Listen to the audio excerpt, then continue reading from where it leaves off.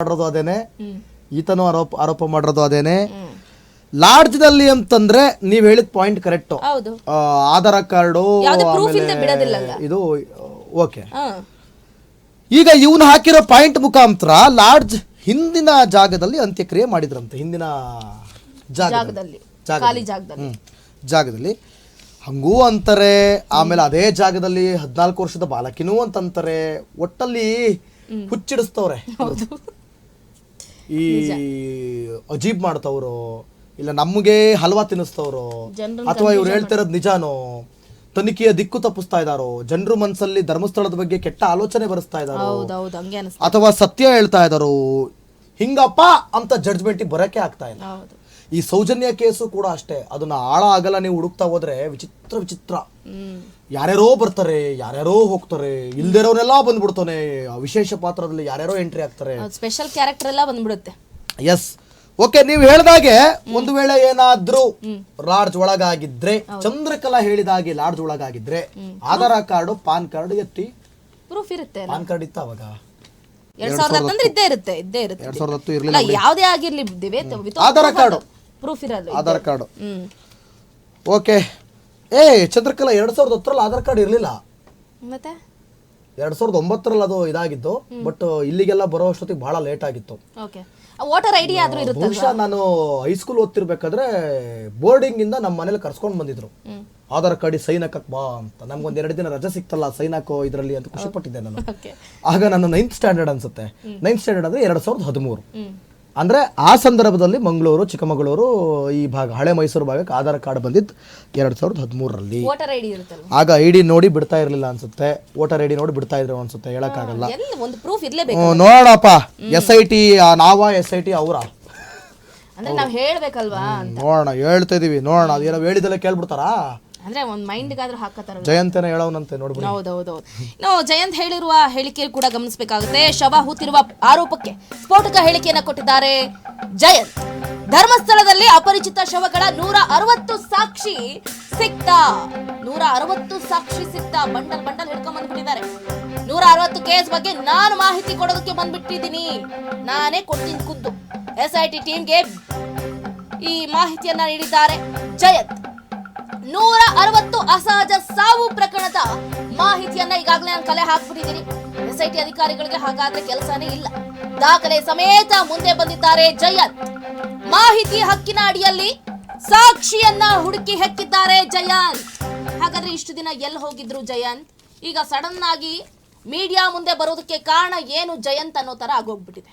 ಒಂದ್ ಕಡೆ ಅನಾಮಿಕಾ ಧೈರ್ಯ ಮಾಡಿ ನನಗೆ ಪಾಪ ಪ್ರಜ್ಞೆ ಕಾಡ್ತಾ ಇದೆ, ಎಷ್ಟೋ ಜನ ಹೆಣ್ಣುಮಕ್ಕಳ ಅತ್ಯಾಚಾರ ಕೊಲೆ ಆಗಿದೆ, ಅದನ್ನ ನೋಡಿದ್ದೀನಿ, ನಾನು ಆ ಹೆಣಗಳನ್ನ ಹೂಳೆತ್ತುವಂತಹ ಕೆಲಸವನ್ನು ಕೂಡ ಮಾಡ್ತೀನಿ ಅಂತ ಮುಂದೆ ಬಂದ್ರು.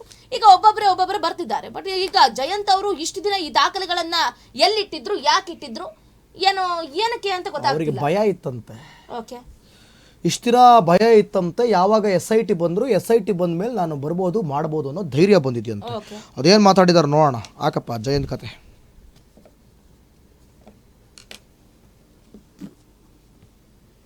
ಅಪರಿಚಿತ ಮಹಿಳೆ ಕೊಲೆ ಆದವು. 302, 201 ಸಾಕ್ಷಿನಾಶ, ಮರ್ಡ್ರು, IPC. ಅವತ್ತೇ 6-4 ಧರ್ಮಸ್ಥಳ ಪಂಚಾಯತ್. ಇದು ಬೆಳ್ತಂಗಡಿ ಸರ್ಕಾರಿ ಆಸ್ಪತ್ರೆ ಬಂದಿರೋದು. ತಿರುಗಿ ನಾವು ಕೇಳ್ತಾರೆ, ತಿರುಗಿ ಏನಕ್ಕೋಸ್ಕರ ಧರ್ಮಸ್ಥಳಕ್ಕೆ ಹೋಗ್ತಾರೋ ಕೇಳ್ತಾ ಇದ್ರು. ನೋಡಿ ಪ್ರಶ್ನೆ ಅಷ್ಟೇ, ಅದಕ್ಕೆ ಉತ್ತರ ಬೇಕು. ಮತ್ತೆ ಇವಾಗ ಇಂಥ ಒಂದು ಕೊಲೆ ಪ್ರಕರಣ ಆಗುವಾಗ ಸಾಕ್ಷಿನಾಶ ಅಂತ ಯಾವ ಥರ ಕೊಟ್ಟಿರೋದು ಇವರು? ಸಾಕ್ಷಿನಾಶ ಹಂಗಾರೆ ಯಾರು ಮಾಡಿರೋದು, ಏನು ಮಾಡಿದ್ದಾರೆ? ಅವತ್ತೇ ದಫನ ಮಾಡ್ಲಿಕ್ಕೆ ಕಾರಣ ಏನು? ಇದೇ ತರ ಆಗಿರೋದು ಪ್ರತಿಯೊಂದು. ಇದರಲ್ಲಿ ಇವಾಗ ಅಪರಿಚಿತ ಶವ ಅಂತ ಸಿಗ್ತಾರೆ, ಅದೊಂದು ಮಾತ್ರ ಕೊಲೆ ಅಂತ ಬಂದಿರೋದು. ಉಳಿದಂಗಾರೆ ಕೊಲೆ ಅಲ್ಲ ಅಂತ ಯಾವ ಆಧಾರ ಮೇಲೆ ಹೇಳೋದು? ಯಾರಿದ್ದಾರೆ? ಯಾವುದೋ ಔಟ್ಪೋಸ್ಟ್ ನಿಂದ ಕೊಟ್ಟಿರೋದು ಇದು ದಫನ ಮಾಡ್ಲಿಕ್ಕೆ. ಸರ್ ಅದು ಕಾನೂನು ಪ್ರಕಾರ ಏನು ಇಲ್ವೋ, ಇದಕ್ಕೆ ಕ್ರಮ ತಗೊಳ್ಳಿಕ್ಕೆ ಇಲ್ವೋ? ಹಂಗಾರೆ ಎಷ್ಟು ಕೇಸ್ಗಳ ಬಗ್ಗೆ ನೀವು ಇಲ್ಲಿ ಮಾಹಿತಿ ಕೊಡೋಕೆ ಬಂದಿದ್ರಿ ಇವತ್ತು? ಸರ್ ಒಂದು 160 ಪ್ರಕರಣ ಬಗ್ಗೆ ನಾನು ಇವಾಗ ನನಗೆ ಬಂತಿದ್ದಾರೆ. ಎಲ್ಲ ಅನ್ನೋನ್ ಬಾಡಿ ಸರ್.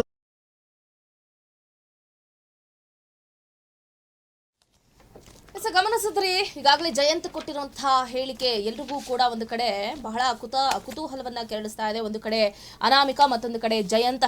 ಈಗ ಒಂಥರ ರೆಬಲ್ ಟೀಮ್ ತರ ಬರ್ತಾ ಇದ್ದಾರೆ ಟೀಮ್ ಮೇಲೆ.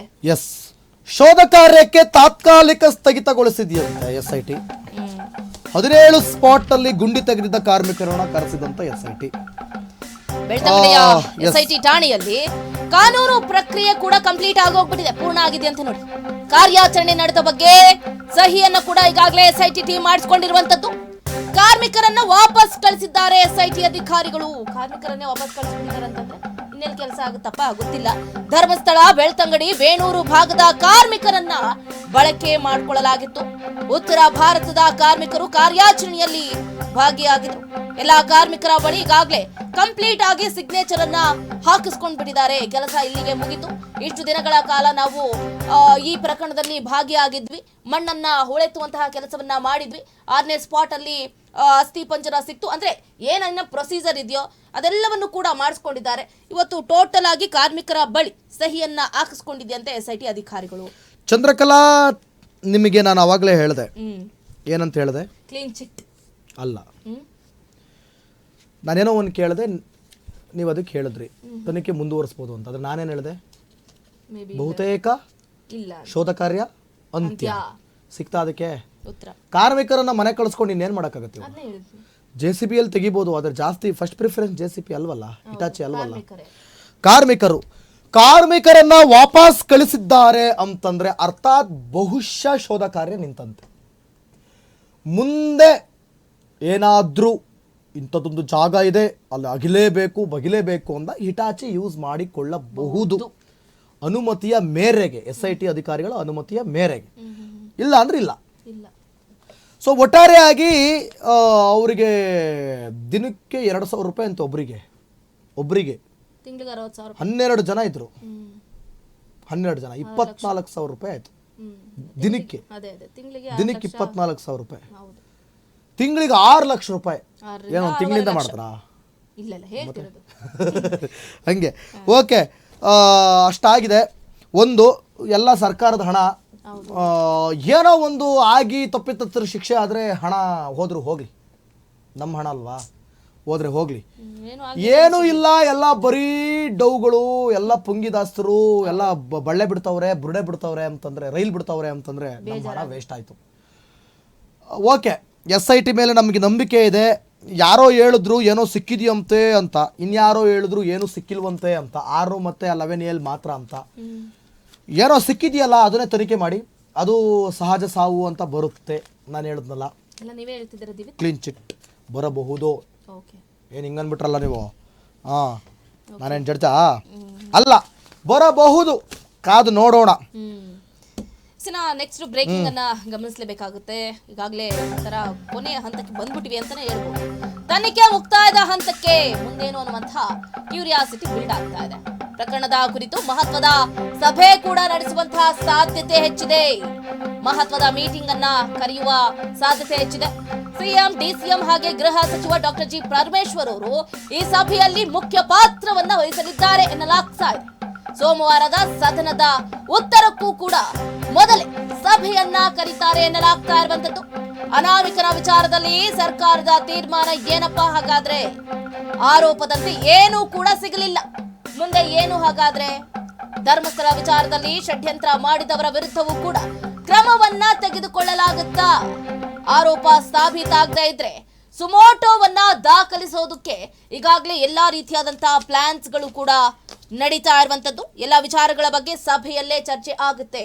ಈಗ ಧರ್ಮಸ್ಥಳದ ಪರವಾಗಿ ಧ್ವನಿ ಎತ್ತಿದವರು ಒಂದು ಕಡೆಯಾದ್ರೆ, ಇನ್ನೊಂದು ಕಡೆ ಧರ್ಮಸ್ಥಳದ ವಿರುದ್ಧವಾಗಿ ಧ್ವನಿ ಎತ್ತಿದವರ ವಿಚಾರಣೆ ಕೂಡ ನಡೆಯುತ್ತೆ. ಇಷ್ಟು ದಿನಗಳ ಕಾಲ ಸೋಷಿಯಲ್ ಮೀಡಿಯಾದಲ್ಲಿ ಹೊಡೆದಾಟ, ಬಡದಾಟ, ಅವಾಚ್ಯ ಶಬ್ದಗಳಿಂದ ನಿಂದನೆ ಕೇಳಿ ಕೇಳಿ ಕೇಳಿ ಸಾಕಾಗಿತ್ತು. ಸರ್ಕಾರಕ್ಕೂ ಕೂಡ ಒಂದು ಕಡೆ ತಲೆನೋವಾಗೋಗ್ಬಿಟ್ಟಿತ್ತು. ಸೊ ಹಾಗಾಗಿ ಇದೆಲ್ಲದಕ್ಕೂ ಕೂಡ ಪೊಲೀಸ್ ಸ್ಟಾಪ್ ಅನ್ನ ಇಡೋದಕ್ಕೆ ಮುಂದಾಗಿದೆ ಅಂತಾನೆ ಹೇಳ್ಬೋದು.